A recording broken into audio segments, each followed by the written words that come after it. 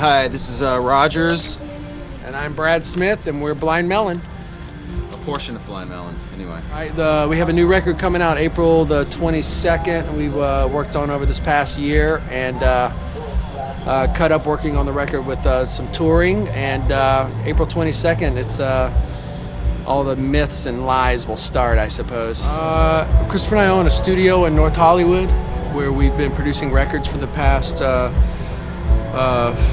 5 to 7 years, and so we recorded and produced the record in North Hollywood at our studio called Studio Wishbone. Right now we're playing like half and half. We're playing a bunch of old songs from the catalog like Change and of course No Rain, or we have to play that, have the crowd sing it back to us. It's a really fun song to play live these days. And then we're working in all the new material too, and I think the transition between the old material and the new material is pretty seamless, and it still feels and sounds like Blind Melon, and so the crowd response has been amazing and welcoming, and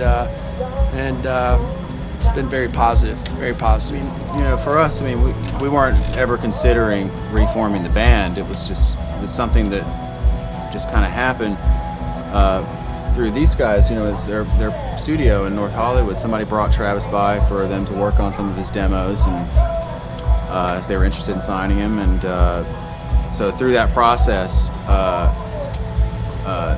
you know, the idea kind of came out that, wow, you know, this guy, you know, his temperament, his voice, where it sits in the range is similar to Shannon's, but there was something else, something intangible about it that just kind of worked. So he's the first singer that I ran across in 10 years, frankly, that I would want to be in a band with, you know. I've been in a couple other bands since Blind Melon, but Travis just basically pulled my ass out of retirement. You know, I was producing records, and I thought that I was going to be doing for a long, long time. And Travis is the first person that came into my studio in 7 years at the time, where I was just like, man, this guy, I want to be on stage with this guy. This guy is magical, you know.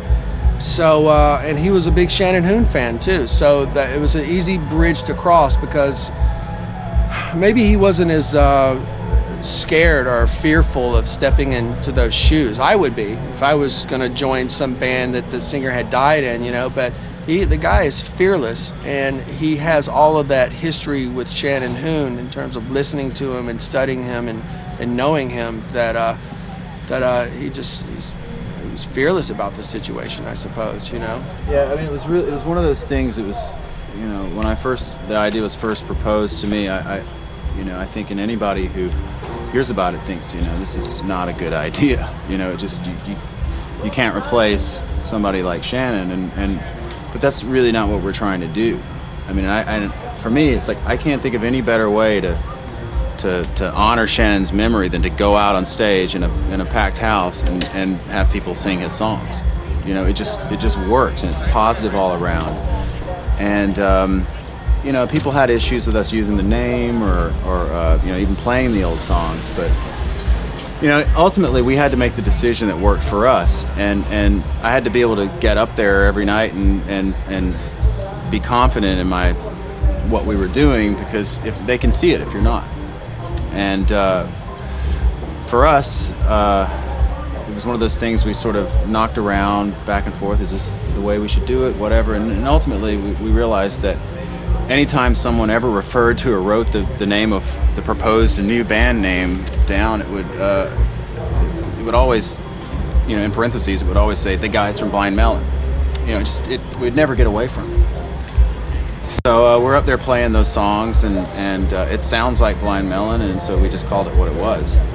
And you know, we talk about Shannon every night on stage, and you know, we sing his songs, and people are stoked to hear them. I mean, for me, I always felt like we kind of belonged playing in things like this. But the way the band is, it's, you know, we could play with a lot of different types of audiences, because we had a little bit of this, a little bit of that. But to me, when I look out here at Langerado and see the crowd here and the bands that are on this bill, I feel like there's people out here that would relate to our music, we could relate to. So we may not jam as much as some of the bands out here, but we do, you know, quite a bit, especially on nights when stuff's not working. We just wing it, you know. But probably do that tonight. But I mean, I feel like it's, you know, we should have been on, or we would have ended up being on these festivals a lot had the band not ended. You know, we kind of missed all of it, to be honest. But yeah, I don't know. I mean, we're happy to be at these types of things.